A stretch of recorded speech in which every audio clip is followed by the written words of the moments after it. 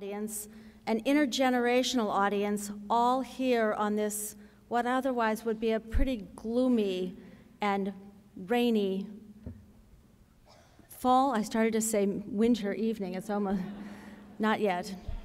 But welcome. I want to welcome you all on behalf of the School of Education here to this event this evening. This is our annual event, and we're very proud of it. I'm also very proud of the School of Education. Many of you know that we're a School of Education which is an excellent school of education, known nationally and internationally for its excellence in many areas. But of course, you are only excellent if the sum of your parts is excellent, and all of those small parts inside the school are excellent as well. We have an incredible programs and faculty, students, and staff, academic programs and departments that are, in many situations, recognized as first in the nation or first in the world. We also have some parts of the School of Education that you wouldn't necessarily expect to be in a School of Education, and they too have national prominence. Places like our Tandem Press, our People Program, and for this evening, our CCBC. And the Children's Cooperative Book Center is truly one of those jewels within the School of Education. They provide for events such as this. They provide an incredible resource for faculty, staff, students, and programs here on campus, but they reach out and provide a resource, reviews, assistance in terms of censorship, to people throughout the state of Wisconsin. Many other states are quite jealous that they don't have a CCBC of their own to help them. They are one of those wonderful pieces in the School of Education that truly embody the Wisconsin idea. And for that, I thank them from the bottom of my heart.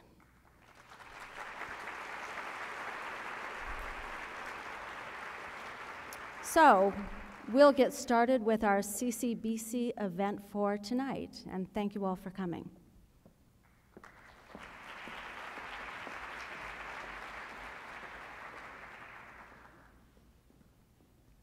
Well, good evening, everybody. My name is Megan Schliessman, and I'm a librarian at the Cooperative Children's Book Center. And on behalf of the staff of the CCBC and the Friends of the CCBC who co-sponsored this event, I want to welcome you to the 9th annual Charlotte Zolotow Lecture. Well, in recent weeks, my CCBC colleagues and I have had a number of opportunities to promote tonight's lecture to students here on the UW-Madison campus, as well as to librarians, teachers, and others.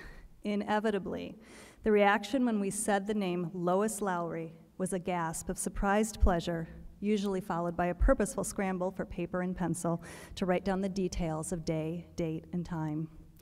What struck me most on these occasions, especially with the students, was the fact that a number of people would later make it a point of letting us know that Lois Lowry was their favorite author, or that one of her books was the best thing they had read as a child or teenager.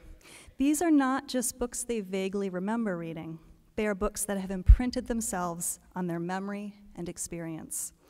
And somehow this seems fitting, because memory itself is such an important aspect of so much of Lois Lowry's work. In novels such as A Summer to Die and Autumn Street, she draws in part from her own childhood memories and experiences. And she won her first Newbery Award for Number the Stars, a book which is based in part on the childhood memories of a close friend.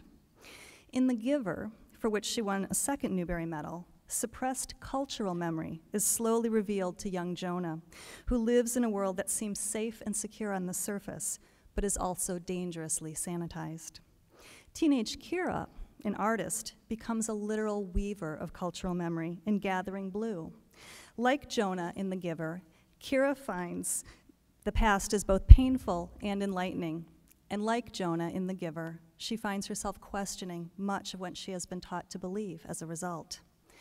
In Messenger, the third book in this trio of novels exploring, among many other things, the connections between past, present, and future, It is the willingness of some individuals to forget the past that leads Maddie's community ever closer to the danger of isolation and destruction. Lois Lowry's most recent novel is Gossamer. In it, memories are literally the stuff of which dreams are made. They have the power to haunt, but more important, the power to help heal. And littlest one, a dream giver, draws upon that healing power as she bestows dreams upon an angry and frightened young boy, and upon the patient older woman who has taken him into her home. The woman too draws on memory, recalling her own childhood feelings to help guide her as she strives to gain the boy's trust. In these and other books, readers can consider the profound question Lowry's compelling stories sometimes ask, or probe for meaning in the difficult journeys that they sometimes chronicle for both individuals and society. And they can discover ways that literature can change their outlook or deepen their understanding of the world. From the imagination of a gifted writer who draws on memory as both source and theme, memories are being created for countless readers. And memories will no doubt be created here tonight for all of us who are fortunate enough to be here. So please join me in welcoming tonight's speaker, Lois Lowry.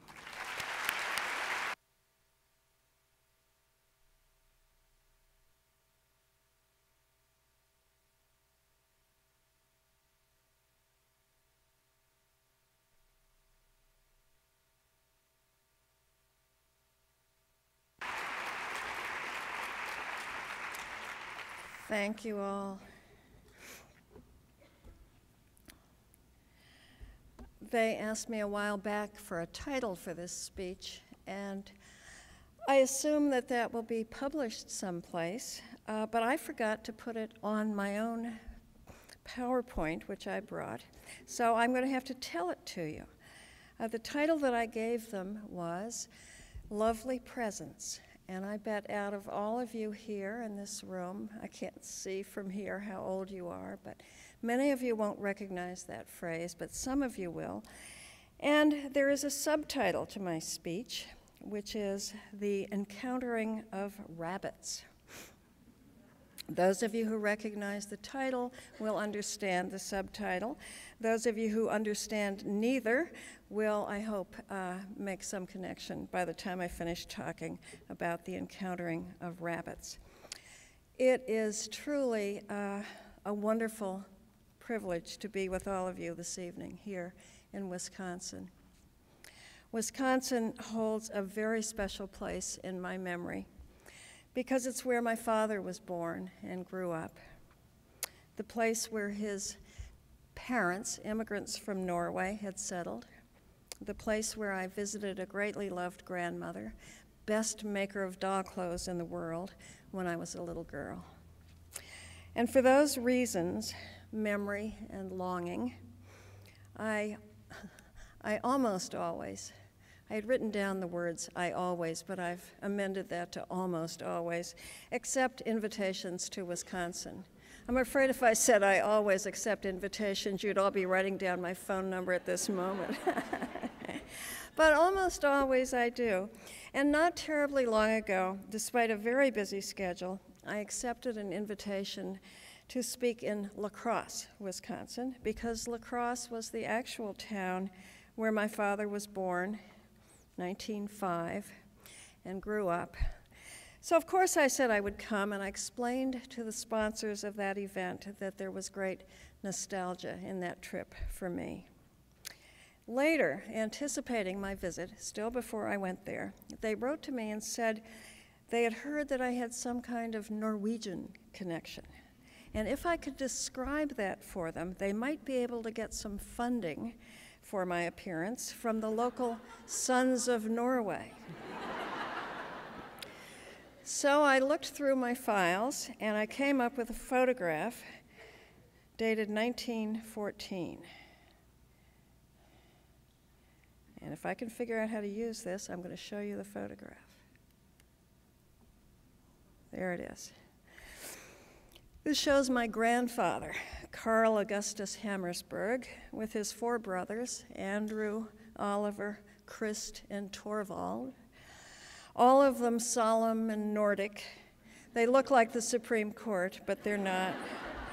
a long way from Oslo and looking pained and self-conscious in their suits and vests and their shiny high-topped shoes. Unaccustomed formality. They were farmers, shopkeepers, blue-collar workers.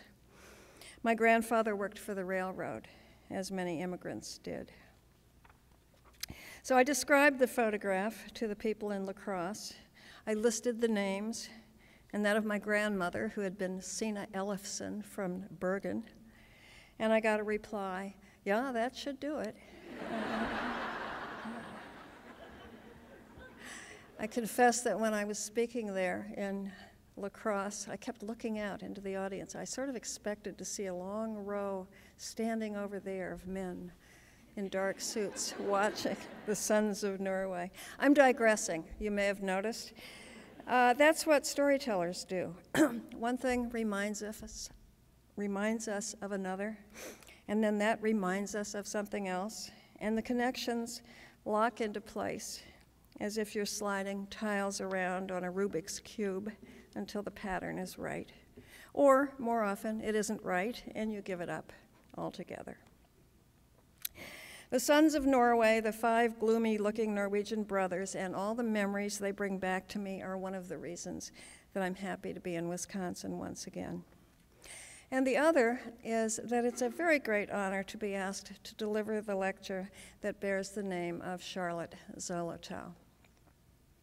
I don't seem to have the same personal history, though, with Charlotte Zolotow that some of your previous speakers have had. I read the speech that Catherine Patterson gave on this occasion a few years ago, and she talked about fond memories of a lunch that she had once with Charlotte. See how I'm calling her by her first name now? Trying to pretend a close relationship. This is a very childish thing to do. It's a storyteller's thing to do. But when I read about that lunch, I found myself seething with childish jealousy. How come Catherine had lunch with Charlotte Zolotow and I never did? That's not fair. Why wasn't I ever invited? I'm confessing these petty, childish emotions and the behaviors because they show a children's author at work, recapturing the kinds of feelings children have. Quick, petty tantrums, shallow envies. You grown-ups sitting here politely in the audience, you don't indulge in those things anymore. You've outgrown them, and thank goodness for that, because I would hate to be here tonight surrounded by a bunch of people bickering over who got the best seat, or whining that this is so boring. But we, and I'm going to include Catherine Patterson here without even asking her permission, we who write for children are somehow able to call forth again and again those feelings that we had when we were young. And let me tell you, it is not fair that Catherine once had lunch with Charlotte Zolotow, and I am not going to invite either one of them to my next birthday party. I have actually met Charlotte Zolotow maybe a couple of times some years ago. And I could blow those meetings up all out of proportion and pretend that we saw ourselves instantly as soulmates and said meaningful things to each other. But I am not going to be a big fat fibber like some other children's authors whose name I am not going to mention. The truth is that Charlotte and I shook hands and said things like, hello, nice to meet you, and that was about it. I do, though, have a close connection to her, and it far transcends a lunch, even a lunch where wine and brie may have been involved.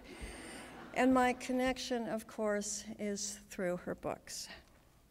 Many of Charlotte Zolotow's books were published during my own children's earliest years. My children, 4 of them, were born in 1958, 1959, 1961, and 1962. I was a very young mom. 21, 22, 24, and 25. But we were a family that valued and cherished books, and I was a mom that read every night to those kids. Some, maybe all, of those actual books, the ones I read then, still exist, battered, much loved, and now they're all in the bulging bookcases of various grandchildren. Rather than try to track down a favorite, I decided to buy my own. So I looked up a list of Charlotte Zolotow's books, read through the titles, smiled at those I remembered fondly, and then bought myself. And isn't it amazing and wonderful that one can still buy with no difficulty a book published in 1962? Oh, I'm not quick at math. That's 40-some years ago. At least this book.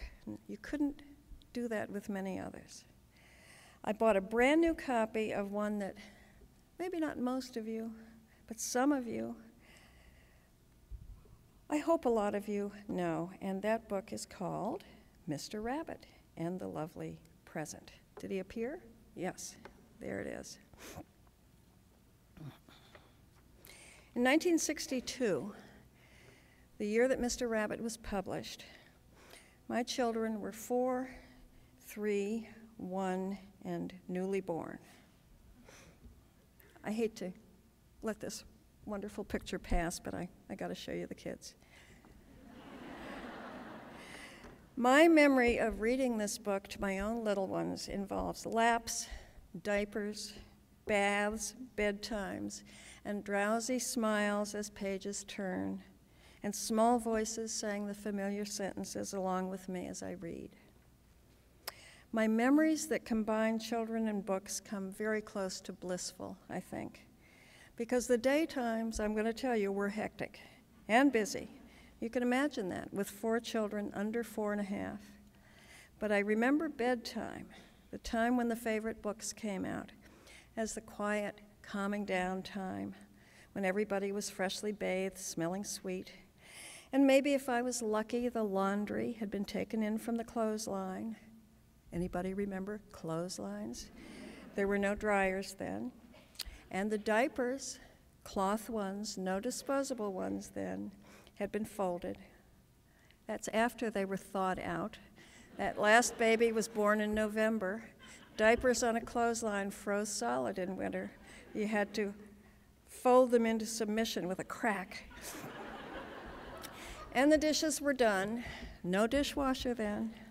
And in my memory, though we know memory is merciful this way, nobody is having a tantrum or spitting up or eating a crayon. They're smiling and yawning and wiggling closer because Mommy is about to read a story. This fall of 2006, those same children are, took me a while to calculate this, 48, 45, and 44, and the one I lost would be 47 if he had lived. And this fall, I sat down again with Mr. Rabbit and the Lovely Present. This time, I looked at Mr. Rabbit with a more serious, more scholarly eye, because time has passed, and now I am no longer the 25-year-old college dropout mommy that I was in 1962. Now I am an almost 70-year-old author. I wrote that word with a capital A to make it seem very important. It's a serious thing to be. And I have acquired some advanced degrees by now, so I am supposed to know scholarly things about books. And more than that, I've been asked to give the Charlotte Zolotow Lecture, which is a serious scholarly event during which I'm expected to say meaningful things about children's literature and to say them at a distinguished university in front of a large and knowledgeable audience that includes professors and other important beings who have doctorates and tenure. So I looked at Mr. Rabbit. I'm just going to back up to look at Mr. Rabbit again myself, because I have this power here. I looked at Mr. Rabbit this time with a new, discriminating, critical, and deeply intellectual attitude that I didn't have in the early 1960s. I didn't this fall even allow myself to smile at the cover of the book the way I would have then, because indiscriminate smiling is a very shallow, uneducated thing to do. I pretended that I was someone of importance in the book world, maybe an editor. Here's what I said to myself in an editor's voice. Sophisticated, knowledgeable, a little bored, seen it all, maybe wearing a hat, possibly sipping a martini, while I reread Mr. Rabbit a few weeks ago, and this is what I said first in that voice. Unoriginal plot. It's been used before. Okay, let's talk about plot for a minute. Mr. Rabbit and the Lovely Present is a very short and very simple story. A child, a girl, you can see her there, can't think of the right birthday gift for her mother. She gets some helpful suggestions. She creates the gift. It is lovely. The end. It has been used before, and it's been used since, and I realize I've used it myself. And perhaps the idea even came to me from dim memories of Mr. Rabbit, though they weren't conscious memories, and I wasn't aware that I was stealing when I wrote a book called Attaboy Sam back in 1991, in which a little boy with the resounding lack of success tries to make a lovely present for his mother's birthday. Vera Williams used the same plot in a book called A Chair for My Mother. Oh my goodness, I just checked. And A Chair for My Mother was published in 1982. I remember reading it to my grandson, James. So maybe I actually stole the plot for Attaboy Sam from Vera Williams, who was a friend of mine, after she had stolen it from Charlotte Zolotow, who may very well have stolen it from someone else, since clearly it's a very popular plot. Maybe Shakespeare used it. I'm going to talk more about the concept of plot originality in just a moment. But right now, I'm putting my scholarly and pretentious hat back on to make this further comment about Mr. Rabbit and the Lovely Present. It has serious credibility problems. A little girl walks down a woodland path thinking about her mom's birthday, and suddenly she encounters a rabbit. Come on. She's not startled. She doesn't gasp and say, "Oh my God, it's a rabbit." Now I'm going to jump ahead past my children here. No, I'm sorry, going backwards.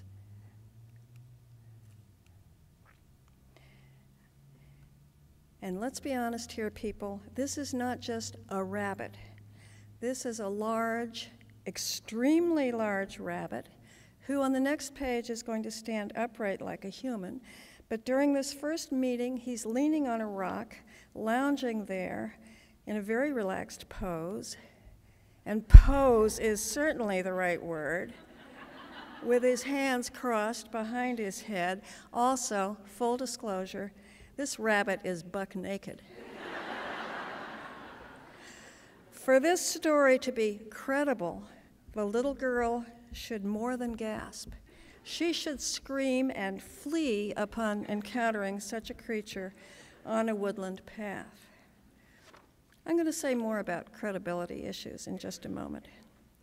But first, I'm going to be critical and scholarly just one more time. Because this book breaks an important rule, perhaps the most important rule in the field of writing for children. The protagonist must solve his or her own problem by his or her own self. Teachers of the writing craft point out this inviolate rule again and again. Good work, they say to the student who hands in the story about the very gifted athlete, the tall, gifted athlete who just might become a superstar if only he could go to basketball camp, but unfortunately his out-of-work parents can't afford to send him. Good work, you created an interesting protagonist. You gave him a problem that young readers can relate to, but no, he cannot inherit $1 million from a long-lost uncle. And no, his dad can't win the lottery on the next to last page. He has to solve his problem by himself. And yet, what propels and resolves this unoriginal, derivative, unbelievable plot of Mr. Rabbit and the Lovely Present? The little girl in the red skirt and straw hat has a problem. Is it solved by the little girl in the red skirt and straw hat? No, it is solved for her by an extremely tall, completely naked rabbit who stands around in debonair poses better suited to whiskey advertisements.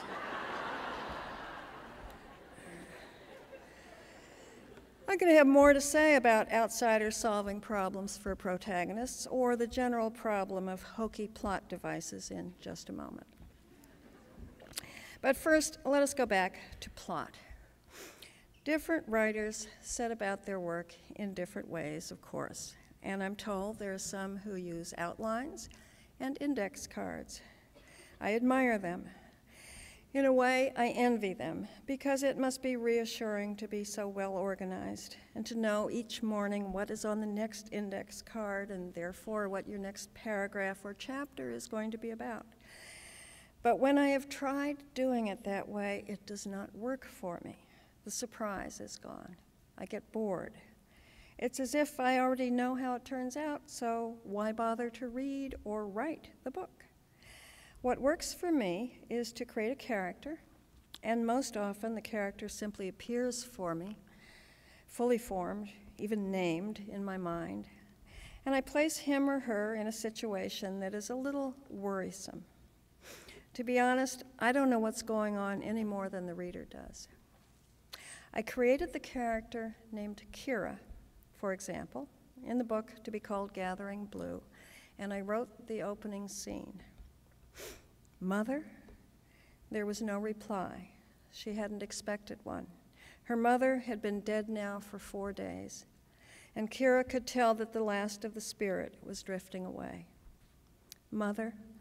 She said it again quietly to whatever was leaving. She thought that she could feel its leave-taking, the way one could feel a small whisper of breeze at night. Now she was all alone. Kira felt the aloneness, the uncertainty, and a great sadness. I didn't have a clue who this girl was or why she was sitting beside her mother's body. I could picture the place. I could smell the stench of rotting corpses, and I could sense the isolation, the vulnerability of the girl, but beyond that, nothing. It felt a little prehistoric to me, and I began to worry whether I would have to read up on Neanderthal man or worry about woolly mammoths. But gradually, this always happens, the strong sense of being there fills me. And I sense things coming. I feel the existence of other characters, and they appear with names, and I begin to understand their relationship to one another, and then I perceive the problems that they're facing together. The girl who had been sitting beside the body stood. In my imagination, I felt her stand, and I wrote the words, but until she stood and reached for a stick to lean on, I didn't know that walking was difficult for her. As soon as I knew that, I began to understand how fragile her future was. I knew she would need friends and help. A little boy appeared, and as they talked to one another, they explained to me their creator, though I never feel like that, but because by then they're so real and separate from me. They explained what they were facing and how precarious their lives were. This is one way of plotting. It does not use index cards. Another example, first sentence. It was almost December, and Jonas was beginning to be frightened. I had no idea what this boy was frightened of. But then when he began to think about words and realized he was not frightened but apprehensive, I began to feel the setting, where he was, how structured it was. I perceived his age, 12, a time of so many changes, and in this orderly place there would be attention paid to change and perhaps, and so plot begins to happen. Many, many years ago, when my second child was 3 or so, the age he was in that snapshot with his 2 sisters and his newborn brother, I was sitting on the edge of his bed one night, intending to tell him a story, as I often did.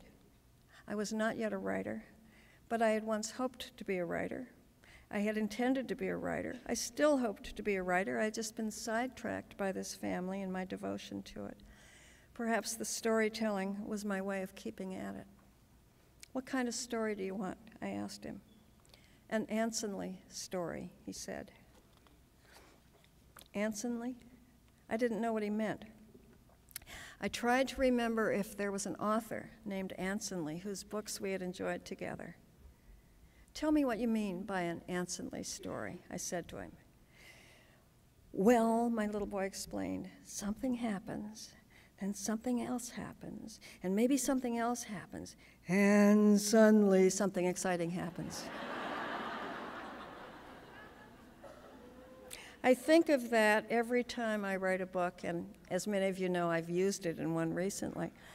As I go along, page after page, chapter after chapter, I'm always aware of the Ansonley places, and they are what make a plot. After the boy Jonas encountered those Ansonley moments and made his way through them to the conclusion, or to what many people think of as the non-conclusion of the book, after The Giver was finished and revised and published, I began to hear from readers who said it reminded them of other books. Brave New World, 1984, Anthem, The Handmaid's Tale. An author named Ira Levin accused me of copying a book of his called This Perfect Day, a book I'd never heard of or read. A woman thought I had stolen my idea from an unpublished manuscript of hers. She had submitted it someplace, and she was convinced that the editor who rejected it had been so enthralled by its plot that it had been turned over to me for a rewrite. The truth is that all of us as writers were simply grappling with the same what-ifs.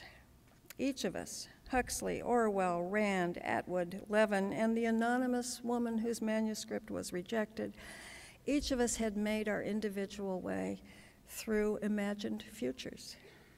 All humans wonder with degrees of hope and despair what the world might be like for our grandchildren. Some of us write our wonderings down.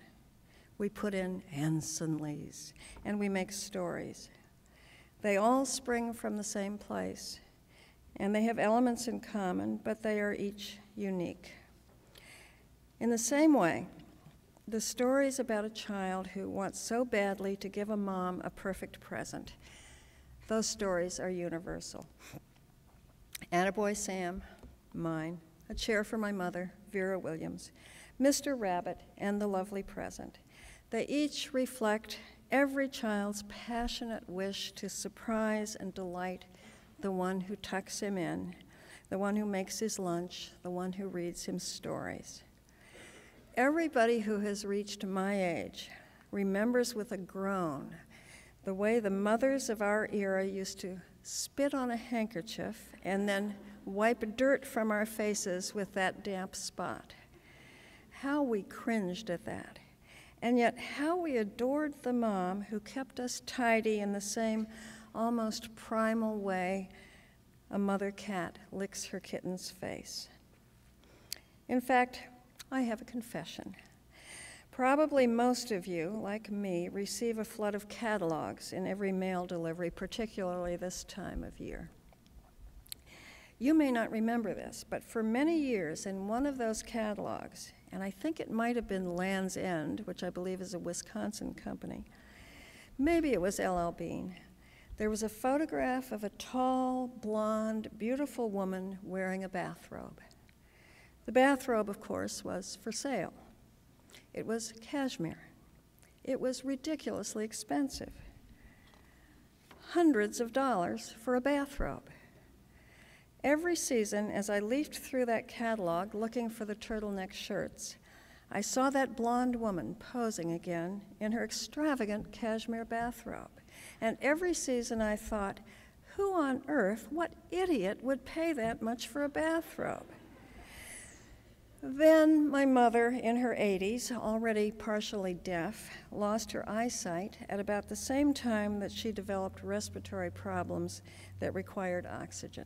She was still at home, placid, cheerful as always, eager for news of grandchildren, but she could no longer see to knit or to read, and she was tethered to an oxygen tank, so she spent each day sitting in the same chair. It saddened me to see her life diminished that way. Her birthday was coming. I knew it would likely be her last. "Mr. Rabbit, I want help," the little girl in the red skirt said. I, too, wanted so much to give my mother a lovely present. I could almost rewrite the Zolotow text to suit my own situation. Mr. Rabbit would ask questions of me the way he does of the little girl. He would be really interested, and he would ponder my answers carefully. He would strike poses as if Rodin were about to make a sculpture of him.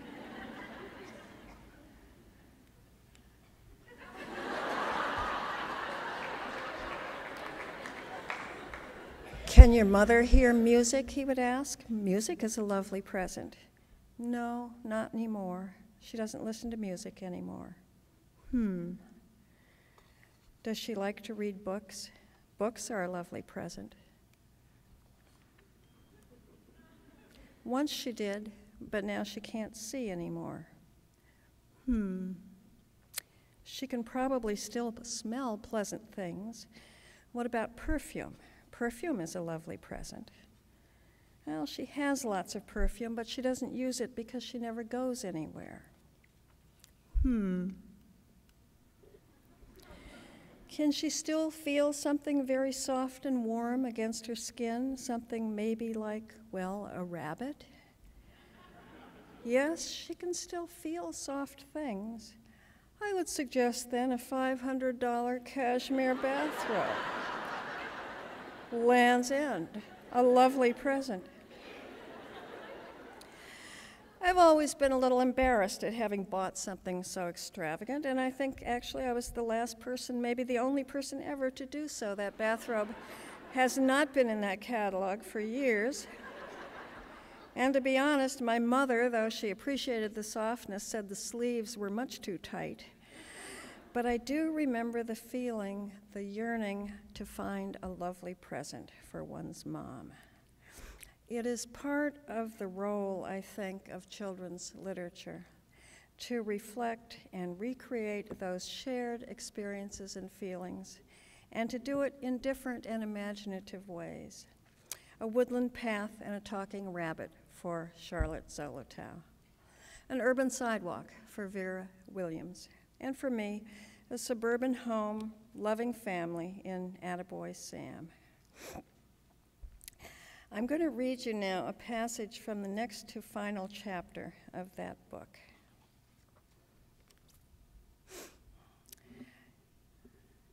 As background, Sam has been working throughout the book on creating just the right present for his mother's birthday, and it is hidden now in the toy box in his bedroom.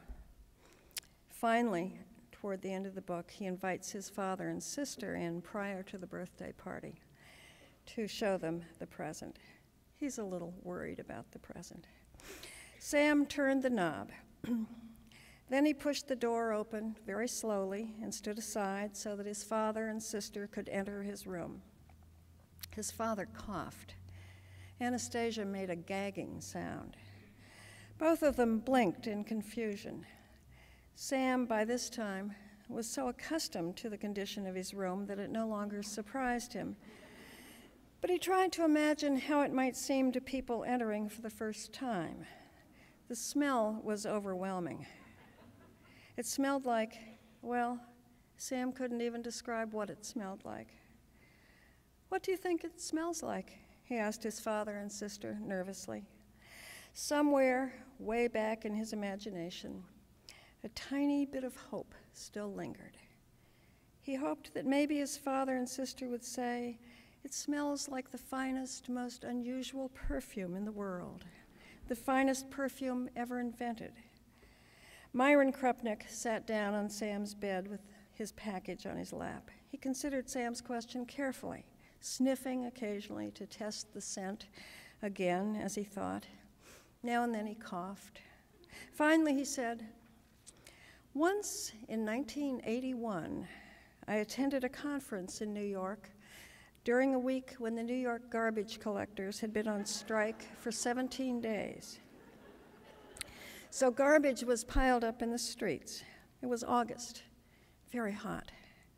Just outside my hotel, in front of a Thai restaurant, was a particularly awful pile of green plastic garbage bags. They had split open, and the stuff had oozed onto the sidewalk, and flies had laid eggs on it, and the eggs had hatched, and, are you sure you want to hear this? Sam shook his head. I don't think so, he said. Sam's dad reached over and took Sam's hand to show that they were still pals. Anyway, he said, this smells like that. Sam, holding his dad's hand, looked at his sister. What do you think it smells like? He asked miserably. She had been thinking. Well, she said finally, once at school, an 8th grade girl named Martha Holmes was coming down with the flu. And after lunch, she felt really crummy, like she was going to throw up. And she was standing in the hall in front of her locker, with the locker open, and she felt embarrassed because everyone was walking past, even boys. And so she stuck her head inside her locker and barfed egg salad sandwich and tomato soup and chocolate pudding on top of her gym suit and a math book. Then she closed her locker and locked it and went right home and didn't come back to school for 5 days. But on the 4th day, when she wasn't back yet, the principal told the janitor to open up the locker because everyone had been noticing that something was wrong. And are you sure you want to hear the rest of this? No, said Myron Krupnick firmly. No, said Sam in a small voice. Anastasia reached over and took his other hand to show that they were still pals. Anyway, she said, this smells like that. The three of them stood silently for a moment. They breathed little choking breaths. No one even said anything about the sound, a sound like bubbling lava that was coming from the toy box. Sam, his dad asked at last in a sympathetic voice, what is it? Sam tried to speak very matter-of-factly. Though it wasn't easy, he tried to use a brave and self-confident voice. It's perfume, he told them, homemade.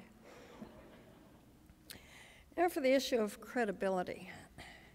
Would a little boy, even one as young as Sam, really believe that putting pipe tobacco, hair clippings, yeast, vanilla, all of his mother's favorite smells, into a grape juice jar would create perfume?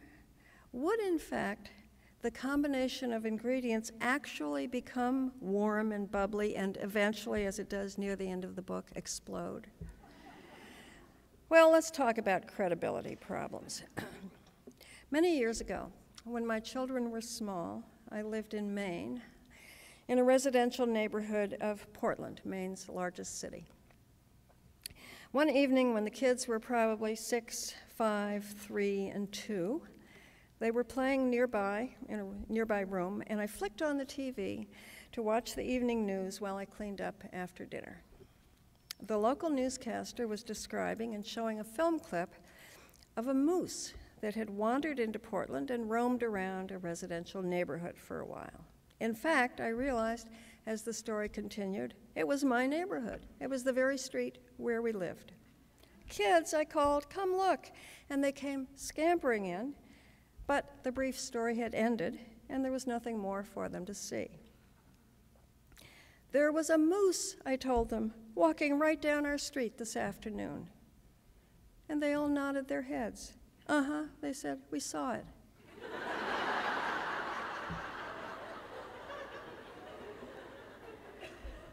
Ben grabbed my cookie, Kristen complained. I can wiggle my loose tooth, Alex said. I had probably always known this, but it was that moment when I became aware of the way young children see the world, because everything is new to them. A red truck beeps its horn. A plane flies overhead. A boy falls off a bicycle. The president is assassinated. The woman next door hangs sheets on the clothesline. A moose strolls down the street. Your brother grabs your cookie. You can wiggle your loose tooth. And it's all of equal value, equal interest, equal surprise. A little girl walks down a woodland path, and there, leaning on a rock, is a talking rabbit. And she is not surprised. Neither is the reader, because there are no credibility issues in children's literature. Everything is credible if the writer makes it so. It brings to my mind another rabbit, a better-known one perhaps, and one who is fully clothed, some would even say overdressed for a meadow. Thinking of him, I went to check to see if the child who encountered him was startled, and this is what I read. So she was considering in her own mind, as well as she could, for the hot day made her feel very sleepy and stupid, whether the pleasure of making a daisy chain would be worth the trouble of getting up and picking the daisies, when suddenly a white rabbit with pink eyes ran close by her. There was nothing so very remarkable in that, nor did Alice think it so very much out of the way to hear the rabbit say to itself, oh dear, I shall be late." When she thought it over afterwards, it occurred to her that she ought to have wondered at this, but at the time, it all seemed quite natural. To make the wondrous seem natural, quite natural, is the task of the children's writer. And children to whom everything, even a moose ambling through the neighborhood, seems natural, children make our work so easy. I wrote this scene once in the book called The Silent Boy. The child narrating in this scene is very young, probably about 5, and the book takes place in the early part of the 20th century, early 1900s. They had found her out in the garden. That's what they told Austin, that his mother had gone outside to pick some tomatoes for lunch, and when she looked down, she saw a lovely baby girl there. "Fibber," I said to Austin. I did not believe him, because I had been playing in my own backyard almost all day and never once heard a baby, and did not see Mrs. Bishop go out with her tomato basket at all. In fact, my mother had told me to play quietly because Mrs. Bishop had a headache and was lying down most of the day. So I called Austin a fibber, and he was angry and threw some dirt at me and said I could never hold his baby. But I asked my mother later, and she said it was true that Mrs. Bishop had found the baby in the garden. Mother said she hoped someday we would find one in ours. A reviewer used the C word referring to that passage. Credibility problems, he said. No child would believe such a story, that a baby would be found in a garden, and no parent would ever have told a child such a story. I chuckled reading the review because it was a story my own father had told me about the birth of his younger sister in La Crosse, Wisconsin, in 1915 when he was 10 years old. He had been sent to his cousins overnight, he said, a real treat. He had never slept away from home before. And when he walked back to his own house in the morning, his parents showed him a new baby girl. They had found her, they told him, in the garden. And he believed them. Finally, there is the issue of who solves the problem. I spend every waking day writing stories and finding ways for the protagonists of those stories to work out their own difficulties. Jonas has to leave the giver behind and make his own way to the future.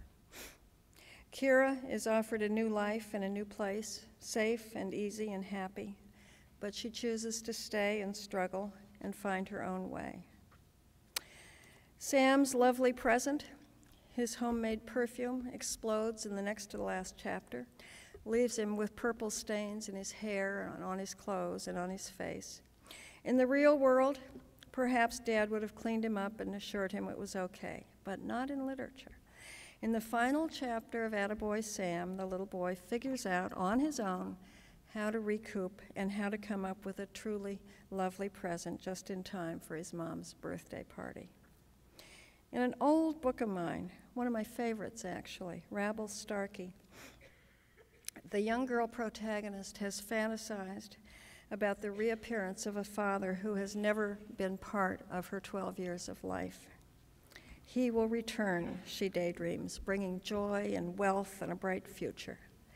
On the last page of the book, riding beside her mother in the car, she says, "You know what I'm thinking? I'm thinking that up ahead, up there where the road curves around by those trees, any minute now we might come around that curve, and there beside the road we might be downright amazed to see a blue pickup truck parked waiting, and sitting there will be the handsomest man you ever saw, and he'll have ginger-colored hair." She sped up a little, driving real careful, and when we went around the curve, I looked, and it was all a blur. But there was nothing there. There was only my mother and me, and outside the whole world, quiet in the early morning, green and strewn with brand new blossoms. They went around a curve, and it was all a blur, and there was nothing there. Actually, we go around the curve, and it is all a blur, and there is everything there. The rabbit is always there waiting. The rabbit is the little girl's own self, her imagination, her creativity, her yearnings. We encounter him again and again.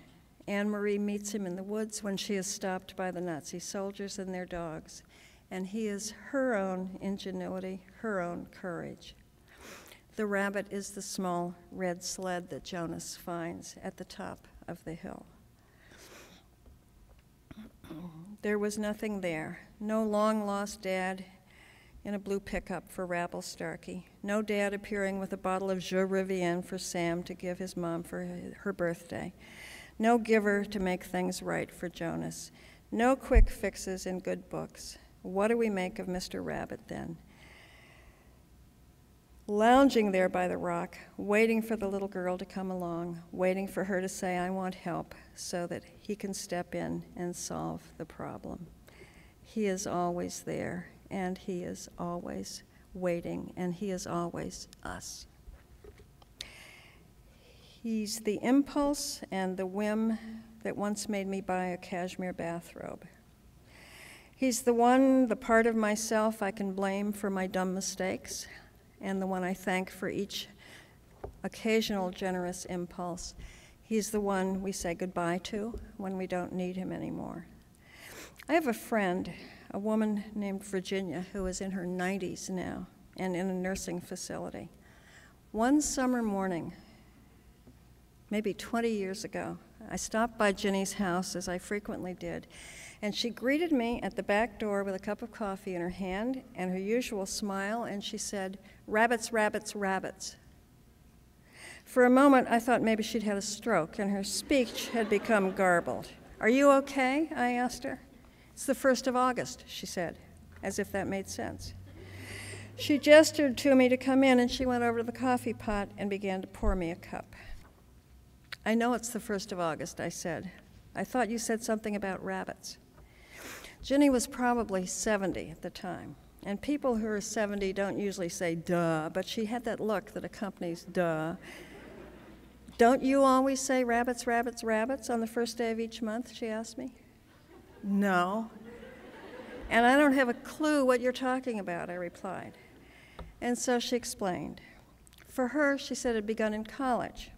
She had gone to Skidmore College in the 1930s. And that's when she encountered the tradition. All college girls, she said, always said rabbits, rabbits, rabbits on the first day of each month. It brought good luck. She had continued it her entire life since then. And for all I know, she's doing it still in her bed in the nursing home where she's now spending her last days. Today is October 18th, 19th. 1st of November is coming. Listen carefully on the 1st of November, and perhaps you will hear a collective murmur. Perhaps there's a whole subculture of old ladies across the land saying rabbits, rabbits, rabbits as they wake and yawn and shuffle across their kitchen to their tea kettles every morning. Why rabbits? Why not kangaroos? Why not badgers or puppies? I don't know. But I know it is decidedly rabbits, and that the encountering of rabbits is a magical and momentous thing in the lives of ordinary people. Rabbits.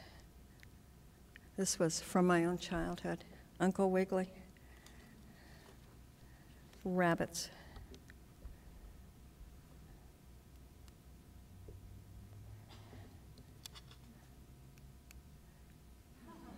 Rabbits. Thank you for your help, Mr. Rabbit, says the little girl. Goodbye now. Goodbye, says Mr. Rabbit. He turns and walks away into hills tinted blue by the twilight. Thank you. Goodbye.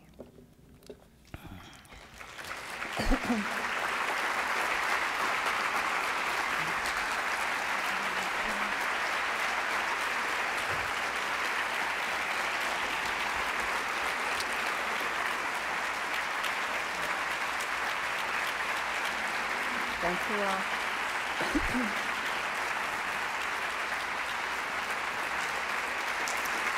Thank you, Lois.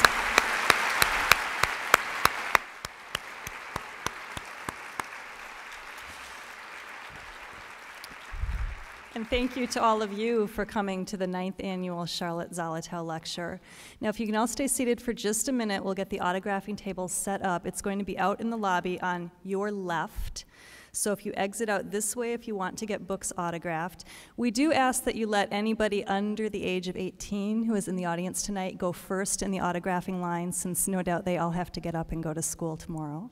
So please do that. And then I also wanted to make sure you all know that there is a membership table for the Friends of the CCBC out on the other side of the lobby, so if you're interested in finding out more about the Friends, please go stop by and talk to Nick Glass, who's staffing that table tonight. And thank you again for coming.